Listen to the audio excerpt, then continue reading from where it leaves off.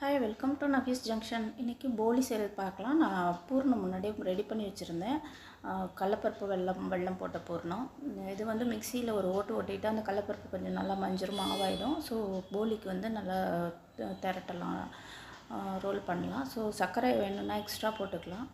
நான் முன்னாடியே செஞ்சு வச்சுருந்ததுனால, மாவும் படைஞ்சி வச்சுருந்ததுனால காலையிலேயே பசங்களுக்கு ஸ்கூலுக்கு கொடுத்துட்றதுக்காக பண்ணேன். பசங்க கேட்டாங்க. சரி, அதை வந்து கவருக்குள்ளே வச்சு பண்ணிங்கன்னா ரோல் பண்ணவும் ஈஸியாக இருக்கும். அப்படியே ஸ்டஃபிங் பண்ணி மேலே வந்து அப்படியே ரோல் பண்ணிடலாம். எடுக்கவும் ஈஸியாக இருக்கும். ஆயிலெலாம் கையில் ரொம்ப ஒட்டிடாது.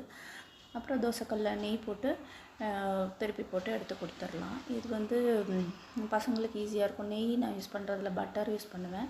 ஸோ அதிலே போட்டு ரொம்ப டேஸ்ட்டாக தான் வந்துச்சு. நல்லா புஃப்னு உப்பி நல்லா பிரித்து பார்த்தா நல்லா புல்ல பூர்ணம்லாம் ரொம்ப நல்லா சூப்பராக வந்துருந்துச்சு. இது ரொம்ப பிடிச்சிருக்குன்னு நினைக்கிறேன். தேங்க்யூ.